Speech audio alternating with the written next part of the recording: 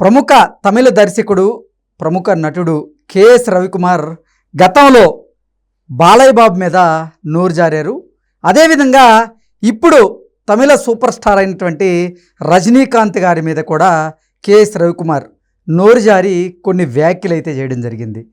గతంలో బాలకృష్ణ గారి మీద కొన్ని వ్యాఖ్యలు చేయడం, ఆ తర్వాత నాలుగు ఖర్చుకోవడం.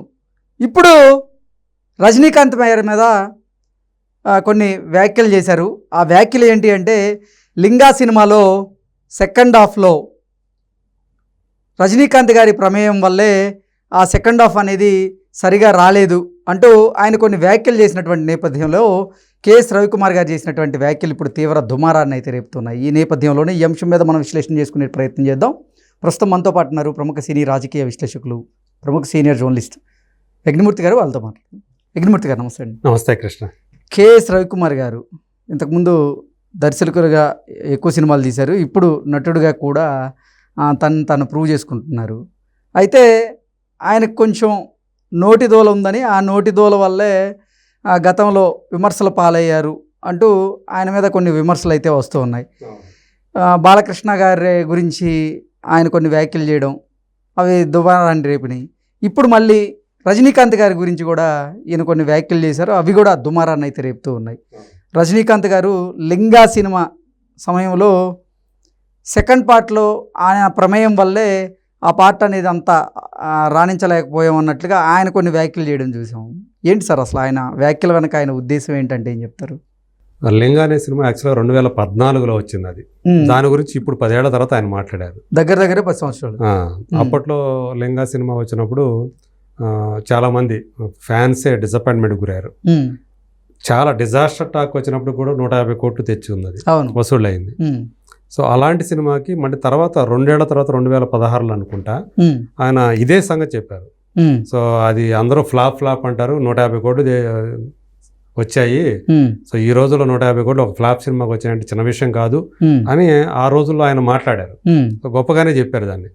ఇప్పుడు 10 ఏళ్ల తర్వాత, సినిమా రిలీజ్ 10 ఏళ్ల తర్వాత లింగా ఫ్లాప్కి కారణం ఆయన సెకండ్ హాఫ్లో జోక్యం చేసుకోవటమే రజనీకాంత్ అనే విషయాన్ని ఇప్పుడు ఆయన బయటపెట్టి, సో ఏదైతే ఒక టార్గెట్ చేసి ఆయన్ని, అంటే ఆ సినిమా లింగా సినిమా ఫెయిల్ అవటంలో నాది కాదు బాధ్యత, రజనీకాంత్దే అన్న ఉద్దేశంతో ఆయన మాట్లాడటం అనేది ఇప్పుడు పెద్ద దుమారాన్ని లేవదీస్తూ ఉంది తమిళనాడు అయితే. సో తెలుగులో కూడా రజనీకాంత్ మనకు తెలుసు ఎంత పెద్ద యాక్టర్, ఎక్కడ కూడా ఆయనకి ఎంత ఫ్యాన్ ఫాలోయింగ్ ఉందో. ఆయన ఏం చెప్పాడంటే సెకండ్ హాఫ్లో అది కూడా ఒక అనుష్కతో ఒక పాట, అందులో ఇద్దరు హీరోయిన్లు సోనాక్షి సిన్హాను అనుష్క. అవును. సో అనుష్కతో ఒక పాట తీసేశారు. అట్లాగే క్లైమాక్స్ కూడా మొత్తం మార్చేశాడు. నేను ఏదైతే తీసానో అది మొత్తం తీసేశాడు. అవి కాకుండా ఒక బెలూన్ జంపింగ్ అనే ఒకటి ఉంటుంది, దాన్ని తీసుకొచ్చి యాడ్ చేశారు. అది చాలా ఆర్టిఫిషియల్గా ఉంటుంది సినిమాలో. అది దాని కారణం నేను కాదు, ఆ ఆర్టిఫిషియల్ సీన్ కారణం రజనీకాంత్, అది ఆయన పెట్టించిందే అని చెప్పేసి ఆయన ఇప్పుడు ఏవైతే వ్యాఖ్యలు చేశారో అవి దుమారం లేవదీస్తా ఉన్నాయి. సోషల్ మీడియాలో అయితే మామూలు చెడు కూడా ఆడేస్తా ఉన్నారు. అంటే 10 సంవత్సరాల తర్వాత ఇప్పుడు ఎందుకు బయటకు వచ్చి చెప్తున్నావు, ఇన్ని సంవత్సరాలు ఏం చేసావు చెప్పకుండా అంటే కొంతమంది అయితే అసలు కొన్ని ప్రశ్నలు కూడా లేవనెత్తుతూ ఉన్నారు. ఏంటి మళ్ళీ రజనీకాంత్ గారి దగ్గరికి ఏమన్నా స్క్రిప్ట్ పట్టుకొని వెళ్ళావా, ఆయన నో చెప్పారా, దానికి మీరు ఇలా ఆయన్ని బదనాం చేసే ప్రయత్నం చేస్తున్నారా అంటూ కూడా కొంతమంది ప్రశ్నలు లేవనెత్తుతూ ఉన్నారు. ఏంటి సార్ అసలు ఏమనుకోవచ్చు దీన్ని మనం? ప్రస్తుతం అయితే డైరెక్టర్గా కెఎస్ రవికుమార్ గారి గ్రాఫ్ ఏమి లేదు. సో ఫుల్గా డౌన్లో ఉంది. సో అందు గురించి ఆయన ఏం చేశారంటే, ఇప్పుడు ఎటుదిరిగి స్టార్లు ఆయనతో పనిచేయడానికి ఉత్సాహం చూపించట్లేదు, అందువల్ల యాక్టర్గా ప్రయత్నం చేస్తూ ఉన్నారు. అలాగే కొన్ని సినిమాలు చేశారు, ఇప్పుడు చేస్తున్నారు కూడా, నటుడిగా కంటిన్యూ అవుతున్నారు. సో గతంలో చూస్తే రజనీకాంత్ తోటి ఆయన ముత్తు అనే సినిమా చేసినప్పుడు రజనీకాంత్కి జపాన్లో ఫ్యాన్ ఫాలోయింగ్ అంటూ వచ్చింది, ఆయనకి అక్కడ మార్కెట్ క్రియేట్ అయింది కూడా ముత్తు అనే సినిమా. ఓకే. సో ఆ సినిమాకి డైరెక్టర్ కెఎస్ రవికుమారే.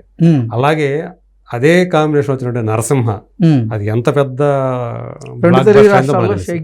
అవును, దానికి స్టోరీ ఇచ్చింది తెలుగువాడైనటువంటి చిన్ని కృష్ణ. సో అలాంటి కాంబో అది. బట్ ఆ కాంబోలో వచ్చినటువంటి లింగా అనే సినిమా మాత్రం అప్పుడు బాగా చాలామందిని డిసప్పాయింట్మెంట్ గురి చేసింది. సో సరిగా లేదు అసలు, ఏంటి ఇలాంటి క్యారెక్టరైజేషన్, లింగా క్యారెక్టరైజేషన్ ఇలా ఉంది, స్క్రీన్ ప్లే ఎలా ఉంది ఏంటి అసలు అని చెప్పేసి చాలా విమర్శలు వచ్చాయి. దాని తగ్గట్టుగానే అది డిజాస్టర్గా నిలిచింది. అయినప్పటికీ కూడా so Rajinikanth box office stamina ఏమిటి, అటువంటి బ్యాడ్ టాక్ వచ్చిన వాడు కూడా 150 కోట్లు కలెక్ట్ చేసింది. అది అప్పుడు ఆయనకున్నటువంటి చరిష్మా, ఆయన ఫేమ్, ఆయన ఇమేజ్ అది. సో ఇది అంటే కేఎస్ రవికుమార్ ఇదే ఫస్ట్ టైం కాదు. మీరు అన్నట్టు ఇదివరకు బాలయ్య బాబు విషయంలో కూడా ఆయన అదే చేశారు. 2 సినిమాలు అప్పట్లో ఆయన బాగా తమిళంలో డౌన్లో ఉన్నప్పుడు పిలిచి మరి బాలకృష్ణ ఆయనకి అవకాశం ఇచ్చారు, జయసింహ అనే సినిమా. సో దాని తర్వాత మళ్ళీ 2 ఏళ్లకు మళ్ళీ రూలర్ అనే సినిమా మళ్ళీ అవకాశం ఇచ్చారు. అసలు ఆయనకి అప్పుడు తమిళ్లో అసలు సినిమాలు లేవు. అవును. సో ఆ టైంలో పిలిచి మరి 2 సినిమాలు మరి ఈయన బాలయ్య ఇచ్చారు. సో ఆ రూలర్ అనే సినిమా సెట్స్ మీద జరిగినటువంటి ఒక ఇష్యూని అప్పట్లో ఇట్లా జరిగింది, ఆయన ఏదో తమిళంలో ఒక సినిమా ఈవెంట్కి వెళ్ళి వేరే సినిమా ఈవెంట్కి వెళ్ళి సో బాలకృష్ణ గురించి అనవసరమైనటువంటి టాపిక్ తీసుకొచ్చి సో ఆయన కోపం వస్తే ఇలా చేస్తారు అని చెప్పడానికి ఇట్లా శరవణ అని చెప్పిన అసిస్టెంట్ ఫ్యాన్ ఆయన వైపు తిప్పేటప్పటికి ఆయన విగ్గు ఒకసారి పైకి లేచిపోయింది. దానితో ఆయనకి విపరీతమైన కోపం వచ్చేసి గట్టిగా కేకలేసి రమ్మన్నారు, పిలిచారు అతన్ని.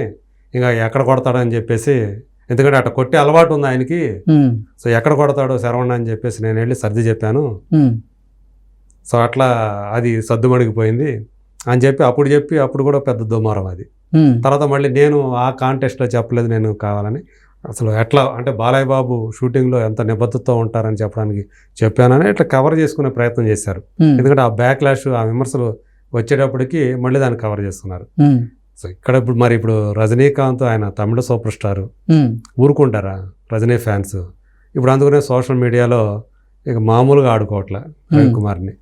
సో కావాలని అంటే ఆయనకున్నటువంటి మీరు ఏదైతే చెప్పారో నోటి దూల అంటాం కదా, ఆ నోటి దూల తీర్చుకోవడం కోసమే ఇట్లాంటి మధ్య మధ్యలో చేస్తూ ఉంటారు, ఈ పనులు ఇలా మాట్లాడుతూ ఉంటారు. లేకపోతే నీకు అలాంటి సినిమాల అవకాశం ఇచ్చి నువ్వు డైరెక్టర్గా ఒక టాప్ డైరెక్టర్లో ఒకటిగా అవ్వటానికి కారణమైనటువంటి రజనీకాంత్ సార్ మీద ఇలాంటి చేస్తావా, ఇలా నోరు పారేసుకుంటావా అని ఆయన ఫ్యాన్స్ అందరూ కూడా మామూలుగా కామెంట్లతోటి ఆడుకోవట్లేదు. ఇప్పుడు విపరీతంగా ట్రోల్ చేస్తున్నారు కేఎస్ రవికుమార్ని.